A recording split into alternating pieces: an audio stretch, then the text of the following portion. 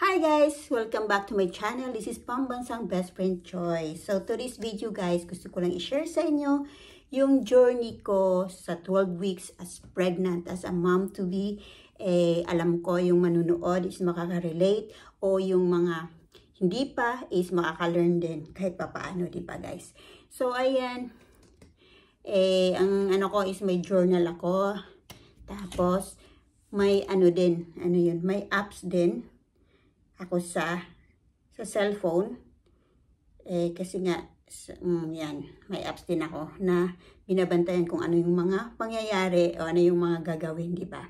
So, share ko yun sa inyo, guys. Ayan, guys, salamat. Glory to God talagang.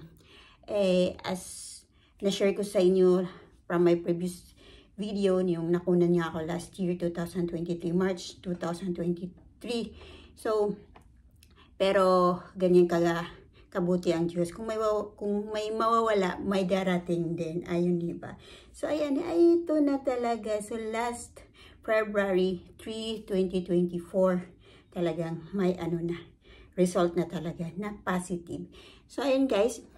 Yung pagka-delay ko ng menstruation ko, inaantay ko talaga 5 to 7 days para i-sure kung ano. Kahit yung kabang-kaba ka na, yung sobrang napakasaya mo na, yung excitement mo na hindi mo malaman.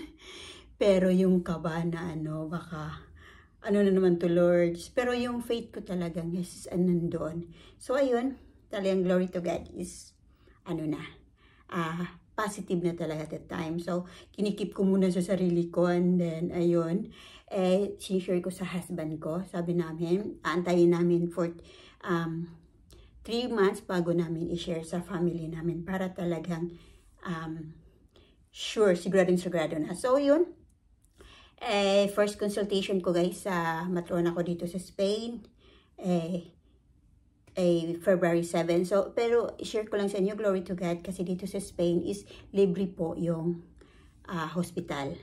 So, nasa sa inyo kung kukuha ka ng private, pero yung public talaga is libre yun. Sa akin naman, both may private insurance ako, pero mas pinili ko pa rin doon sa public na laging pumupunta doon. Lahat ng mga appointments. Pero may appointment din naman ako sa hinikulugo ko sa private clinic. So, ayan, ito na yung sinusulat ko, guys. So, ayan na. Yung first consultation ko sa matrona last February 7, 2024. So, yun na yung mga chine-check, marami na yung mga gagawing test, mga ganun. So, nag-start ako nang walang ganang kumain. February 9 talagang doon. Kahit kaano kasarap yung mga pagkain is wala talaga akong gana, guys. Pero pinipilit ko yung sarili ko na kakain kasi nga para kay baby, di ba? At saka, after kain ko, kumakain ako ng chocolate. So, yun yung pagkakamali ko pala, guys. Hindi pala yun pwede. Kasi nga, yun din sa sugar natin, di ba? Kasi as a pregnant talagang dun, tataas yung blood sugar level natin. May iba na talagang na diabetic. Yung iba naman is, ang tawag, nakalimutan ko. May tawag doon. Pero hindi ka diabetic, pero yung blood sugar mo kailangan kontrolin. So, may may pang-control din doon. So, ayan, wala pa yon. So, totally talaga wala talaga akong appetite. Ayun.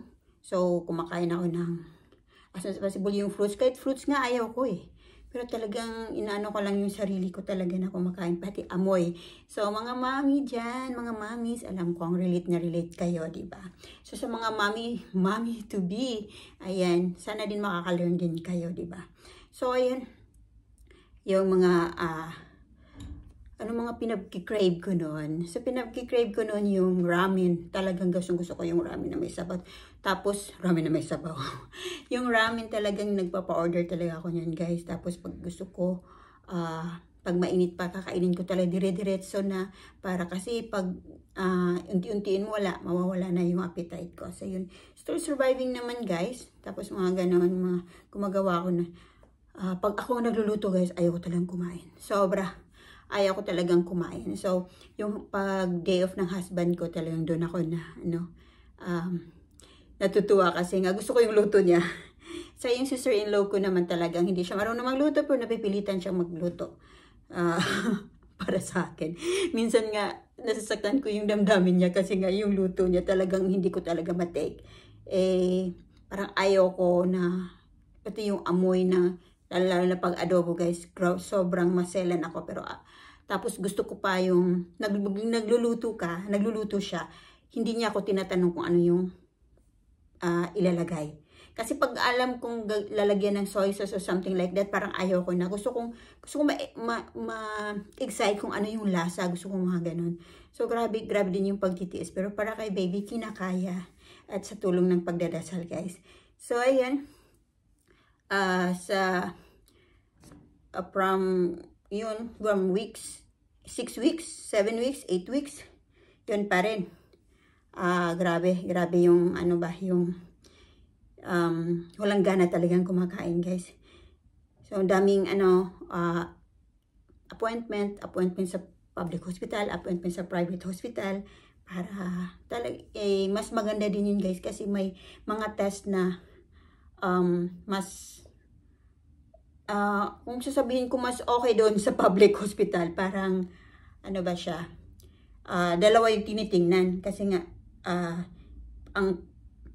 kunyari for example, sa private hospital, parang down yung, for example, yung kailangan daw is, yung level is nasa 1,000, is sa private hospital nakalagay 800 lang, pero doon naman sa public hospital, yung result is okay naman. So parang may dalawang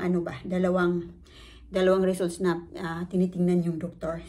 So mas din yun, mas maganda din yun. So ayun na yung first, yung ultrasound. Ang una kong ultrasound is doon sa private clinic noong February 20. Yan yung got our first ultrasound. So grabe yung nakikita ko yung heartbeat ng baby ko, guys. Hindi ko talaga ma-explain kung gaano ako kasaya.